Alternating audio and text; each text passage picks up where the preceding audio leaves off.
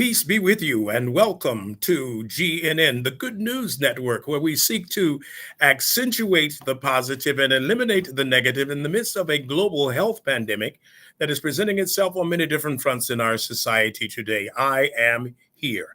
Those three powerful words, namely, I am here, contain the essence of the divinity of our identity, namely, that we are spirit beings, robed or clothed in flesh, spiritual beings practicing to be human, not human beings attempting to become spiritual. So please go to your comments section on your viewing page and type in those three powerful words, I am here. I am George Augustus Stallings Jr., the patriarch and founder of Imani Temple, African-American Catholic congregation headquartered in Suitland, Maryland, within the shadow of the capital of the United States of America. And we thank you for inviting us into your home, into your office space, or wherever you may be at this particular time for another live GNN broadcast. This is going to be a very special program today. The Spirit of the Living God has told me that I need to share with you something about Imani Temple. You know I am from Imani Temple. You've heard about Imani Temple, but I don't know if you really understand the genesis of the African American Catholic congregation that started with the creation of Imani Temple, and why it is imperative that those who are concerned about taking ownership and control over one's own destiny, moved by the genius of their culture, need to come and check us out, and perhaps even become a part of a very vibrant church that is speaking truth to power and is making a difference not only in Catholicism, but in Christianity as a whole. But first, let us pray. Eternal God, creator of the universe, you have mirrored yourself in each and every one of us by having placed within us your divine spirit, your invisible presence that makes us live, move, and have our being. We are the mirror of you. We are called to mirror you in a visible and substantial way, so that others might come to experience the presence of God, who in its essence is completely spirit, that with that spirit dwelling in us and we activating our corporeal flesh to be in tune with the Spirit of the living God, we can manifest you in our world today. So we embrace and we accept and we acknowledge and we realize that in essence we are called. Our primary purpose for having been born, the reason why we live, move, and have our being, is that we might mirror you. We might serve as a mirror, not only when we look in a mirror and see ourselves, to know that we have been fearfully and wonderfully made by you, O God, and that we are called to reflect you, but that we might be a mirror so that others can look at us and see the reflection of God in us, so that they in turn might discover that essence in them, within themselves. So we praise you, we glorify you, we magnify your name, we acknowledge you as the one by whom we live, move, and have our being. Without you, oh God, we are nothing. But with you, not only are we everything, but we can do all things, because our elder brother, Yeshua HaMashiach, Jesus, the Messiah, the Christ, the Anointed One, is recorded in the Gospel of Matthew, chapter 17, saying that not only can we do the things that God can do, but nothing will be impossible for us if we believe, if we have faith. And so we do have faith. Help our unbelief. As the servant who asks for a cure for his son, he says, yes, Lord, I believe. Help my unbelief. And so therefore we are asking you, oh God, to take our unbelief, strengthen it, so that in these days and weeks and months and years that lie ahead, we may not lose courage.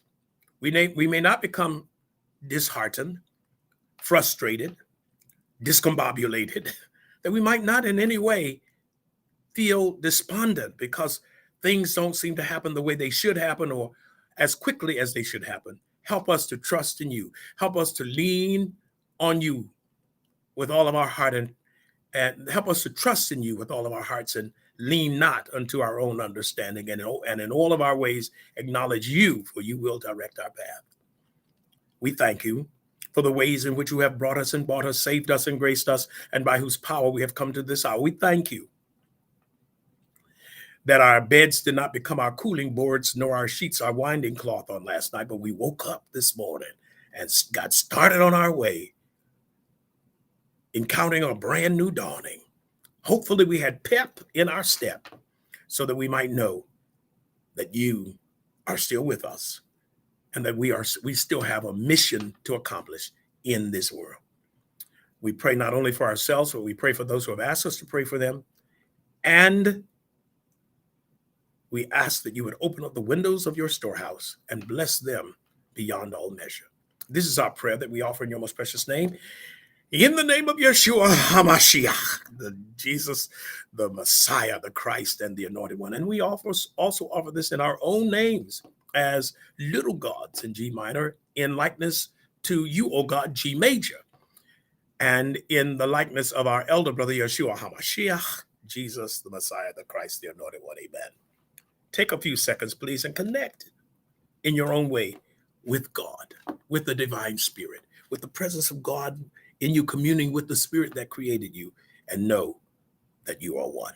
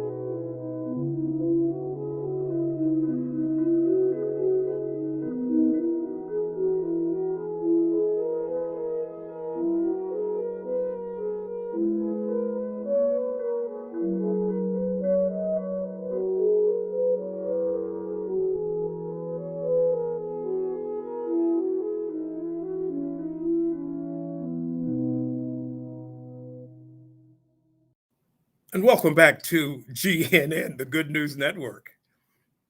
I said I wanted to share with you the genesis of Imani Temple and subsequently the African American Catholic congregation. As many of you know, I was ordained a Roman Catholic priest. It was in the year 1974 after having done my theological studies in Rome, Italy, at the Pontifical University of the Gregorian and the Pontifical University of St. Thomas Aquinas, known as the Angelicum, both schools under the patronage of the Vatican. So in many ways, I was Vatican educated. And after having received several degrees, I acquired 3 degrees in 3 graduate degrees in theology and in pastoral ministry while in Rome during those 4.5, almost 5 years. And my first assignment was as an assistant or associate pastor at Our Lady Queen of Peace, Roman Catholic parish in Southeast Washington on Eli Place, Southeast, 3600 Eli Place, Southeast. I'm surprised I still remember that address. I actually served there I was assigned there for 2 years, but since I went back to Rome shortly after ordination to complete my licentiate degree in sacred theology, I only actively served for 1.5 years. And then I was named the pastor of St. Teresa of Avila Roman Catholic Church at 13th and V Street, Southeast. And it was an historical, unprecedented move because it was the first time that a Roman Catholic priest had been named a pastor at such an early age. Excuse me, I had been ordained a priest for 2 years. And usually priests in my ordination class would be named pastor 16 to 18 years after ordination. In fact, by the time I had left St. Teresa of Avila after 12 years of pastoring, my classmates hadn't even begun to be named pastor yet. So that tells you how early it was. But it was during that time at St. Teresa of Avila, ministering in a very poor parish that was on the verge of closing. I had reports, I had information, intelligence that St. Teresa of Avila was a dwindling parish.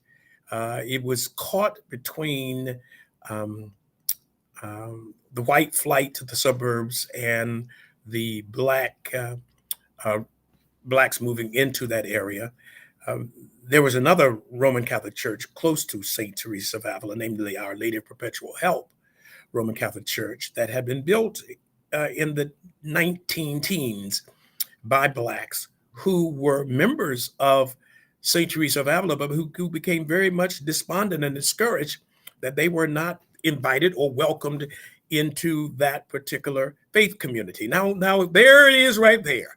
There it is right there. It's this whole situation of blacks feeling at home or welcome or invited within the Roman Catholic Church has been existent for over a century. Really, it really has been. That the racism and discrimination that blacks who have desired to embrace Roman Catholicism has permeated the entire U.S. structure. It's amazing that His Holiness Pope Francis, who has called for this synod next year, and then doing this synodal gatherings and all that, the U.S. Church, through its bishops, issued what were the concerns of Catholicism and its ability to grow and expand, because it's diminishing, it's dwindling. I don't know if folks know that. The Roman Catholic Church in the United States of America, in fact, all over the world, it's diminishing. And even the Roman Catholic Church in the United States of America has significantly dwindled in its number of priests and its religious, whether they be sisters or brothers. That's a fact. That's not made up. Why is that? Why are we seeing less and less vocations within the Roman Catholic Church today, particularly with priests? And the number one issue that rose, I wouldn't say it was number one. Let's say it was one of the top reasons that the church is facing is racism. I mean, come on, folks. It's been experiencing racism since its inception in America. And nothing is different, particularly when it comes to people of color and blacks. The Roman Catholic Church has never really treated, and still does not treat, her black members equally as the white members. I mean, let's not fool ourselves. You may not want to join Imani Temple, that is a church that talks about taking ownership and control over one's own destiny, moved by the genius of their culture to achieve full spiritual, social, economic, political, cultural, education, psychological maturity. But trust me, the Roman Catholic Church will never change towards you. That is something that you have to admit. Those African Americans who are still a part of the Roman Catholic Church, you've got to admit, you've got to own up to the fact that nothing has changed in the Roman Catholic Church for centuries, and particularly since the founding of Imani Temple in 1989. There are less black bishops in the Roman Catholic Church today than there were when I left. When I left, there were 13. Now there are 6. You do the math. Less than half, less than 50%. You face it. There are 3 out of the 6 who are heading a diocese, and the other 3 auxiliary bishops who will never be heading a diocese, trust me, for various reasons. But in effect, the Roman Catholic Church reports that there are approximately 2 million African Americans who are part of the Roman Catholic Church. That number is greatly inflated. I don't think it's even 1 million. But regardless of that, the reality is blacks who are remaining in the Roman Catholic Church, thinking that they are going to be treated as equal, that they're going to have an opportunity to take ownership and control of their own destiny, are fooling themselves. Why haven't they said, here is an expression of Catholicism that it's just as Catholic as the Roman Catholic Church, is not as old.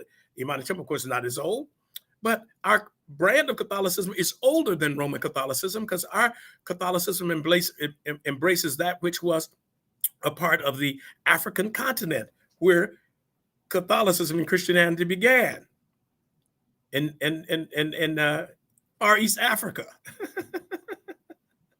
Come on now. Let's not get involved in revisionist history. Let's not try to reinvent history and think that we can say that Roman Catholicism had its beginnings in Rome. No, the Christian church, the Catholics were persecuted in Rome. Now, I know the story of Rome. I know the history of Rome. I lived there for 5 years. I studied it deeply.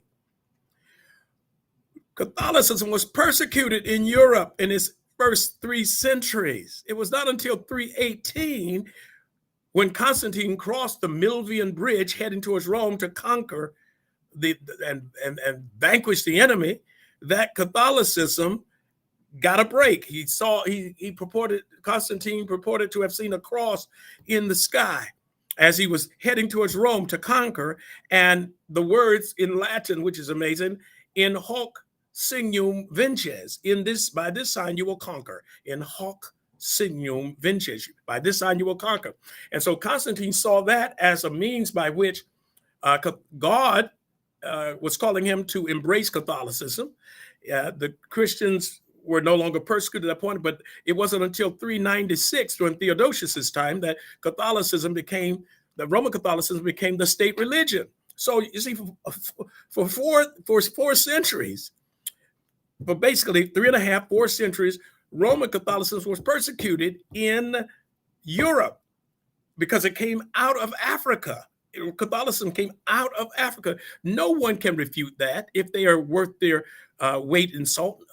No, if they have any intelligence, no one can deny that Roman Catholicism did not begin in Rome. They called it Roman Catholicism because it was in Rome. Catholicism as a universal concept began in Africa. And so whenever we use the word Catholic, it means universal. I'm just amazed at some folks who call themselves quote unquote scholars are trying to pin the meaning of Catholicism today out of Rome. We know that the Roman Catholic Church has significantly influenced Catholicism. We know for a fact that a Eurocentric, hegemonic, white, world, male, racist institution has taken Catholicism, the understanding of Catholicism, to a different level. But just because they, quote, they have done that does not mean that we have to kowtow and bow to their definition of Catholicism. One of our senior priests, one of our venerable priests who physically died a year ago and now has spiritually ascended, the Reverend Father Father Melvin Deal, said this statement, and I'll never forget it. The one who owns the definition holds the power. The one who owns the definition holds the power. So who owns the definition of Catholicism? Who owns it? Because the one who owns it will then control it.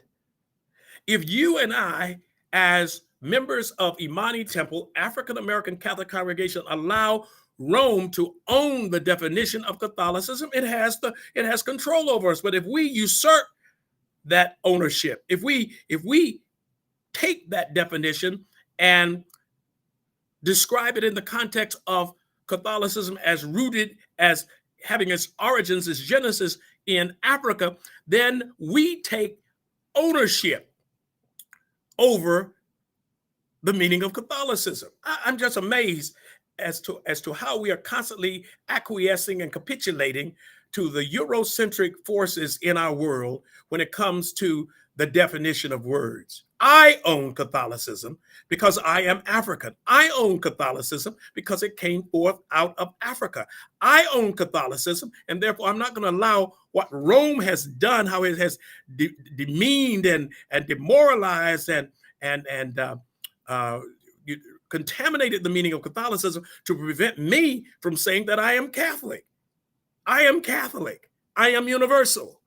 I am not Roman Catholic any longer. I was a Roman Catholic for 41 years. I no longer belong to the Roman Catholic Church. I thank the Roman Catholic Church for everything that it did for me, for the education, the spectacular education. Yes, I thank them for the nurturing me in the faith, but I have grown spiritually. I grew to the point as a pastor at St. Teresa of Avila for 12 years, where I realized that if it doesn't fit, you must acquit. That Roman Catholicism does not fit Black spirituality. I don't care what you say. I don't care how many Blacks are in the Roman Catholic Church. I don't give a damn as to what they say, that our brand of Catholicism is not as legitimate as the Roman Catholic Church, because we own it. We own our definition. They own, not only does the Roman Catholic Church own their definition of Catholicism, but they own Black people. Black people are still enslaved. I don't care what you say. Anyone who is still in the Roman Catholic Church today and is Black needs to examine his or her heart. Why is it that you continue to remain a part of something that does not liberate you? Why is it that you continue to pay homage to that which does not represent you? You can talk about it's 2,000 years old, or what the Roman Catholic Church has done, whatever you want to say, but you examine your conscience. See, the thing about it, what the Roman Catholic Church tried to do in 1989 to say that the founding of Imani Temple was all about a man. Okay. Was Jesus a man?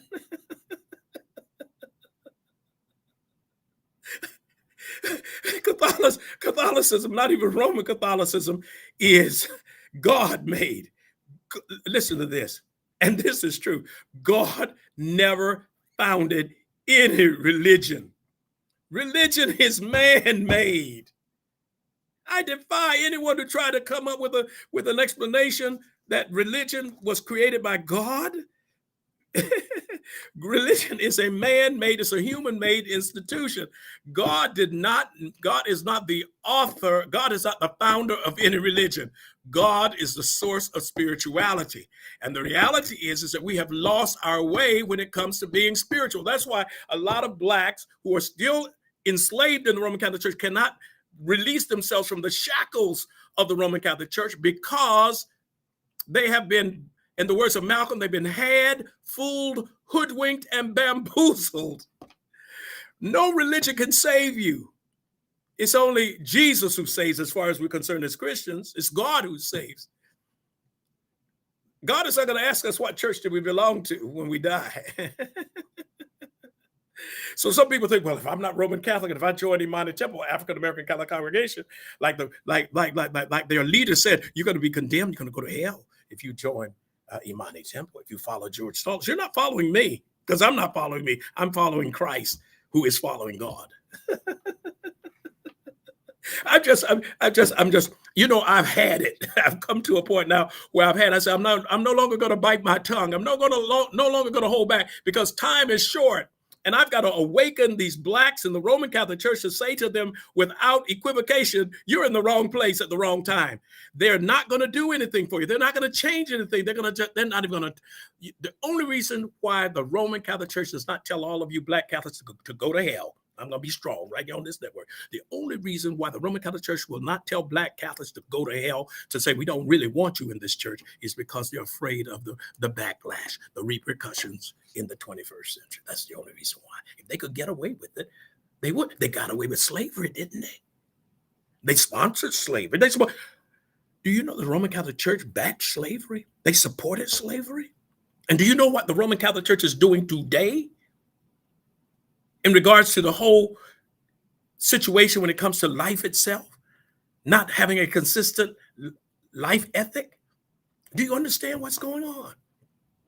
All the attention and support is given to the abortion issue, but what about the people on our streets who don't have any place to live, don't have decent house? What about the hungry? Where are the voices being raised to make those issues just as salient as the abortion right? I respect life. I believe in life from the womb to the tomb. That's my belief. But I don't have a right to regulate a woman's body. First of all, because I'm not a woman.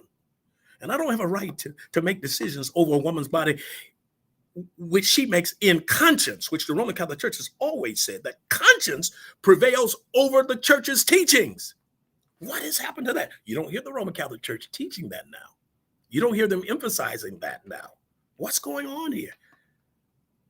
There are a lot of questions that we need to start raising, particularly those of us who are of Ebonic hue, in a church where we have never been treated as equal, and we've been given kibbles and bits in an attempt to silence us, to keep us quiet. Where are the voices right now in the Roman Catholic Church, within the Black community, the African American community, that's speaking out about the injustices that are currently in the Roman Catholic Church towards African Americans? There is not one voice, not one Black bishop, not one Black pastor, not one Black priest, not one Black sister, not one Black brother who's standing up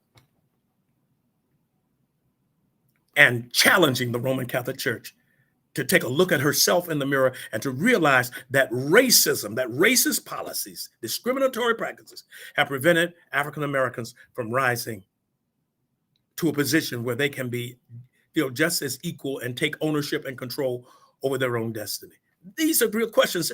And regardless of how you feel about what I'm saying, the truth shall prevail. You want to know the truth? The question is, can you handle the truth? That's what it really boils down to when it comes to exposing the Roman Catholic Church, stripping her of her clothing and reducing her to a naked condition so that she can be truly exposed for who she is. Oh, there's some good things in the Roman Catholic Church. I'm not saying there are no good things. Yeah, there's some good things, some great things. As I said myself, as I thank the Roman Catholic Church. But when it comes to African Americans, we need to wake up and smell the coffee and to realize that it's not about us. It's not about me. If it was about me, I would have stayed in the Roman Catholic Church and just enjoyed all the benefits. No worries. I could be fully retired. I would not have had to come out of retirement to continue at the body temple. I could have just simply been retired. At 70, as a priest in the Archdiocese of Washington, I could have retired, had a pension, had Social Security. I don't have pension or Social Security in it because I founded an independent movement. But I would rather have my independence than have houses and land, silver and gold. The song says, these things they treasure and forget about their souls. I've decided to make Jesus my choice. I've decided to make Jesus my choice. I decided to make God my choice. I decided to make my people my choice, to give them an expression of Catholicism as it was in the beginning, not after it was bastardized by the Roman Catholic Church. You need to share this broadcast with someone else because I'm hard hitting. I'm gonna be hard hitting for the rest of the week. Today is Thursday. I'm gonna hit it again tomorrow. Trust me, I'm gonna be on the same subject tomorrow. So you may want to invite others to come hear it for themselves. Don't just go by what you said. Have them here so they can share for themselves. I'm gonna be hard hitting. I'm letting the cat out of the bag because, in the words of Fannie Lou Hamer, the great civil rights activist, I'm sick and tired of being sick and tired. I've given 33 years of my life to creating this autocephalous, self-governing, this autonomous, independent, and African-centered Catholic expression of the Christian faith. And I want to use the next 33 years to speak truth to power even more so and say to Blacks in the Roman Catholic Church, you're wasting your time. The church will never see you as equal. The Roman Catholic Church will never see you as equal, and they will never give you what is your due. And you have a responsibility, not just to yourself, but to your children and your children's children, to leave them an expression of Catholicism that they can own and control. The one who owns the definition holds the power. Think about that. And come back tomorrow if you can stomach what you're hearing today, 30 seconds before the benediction.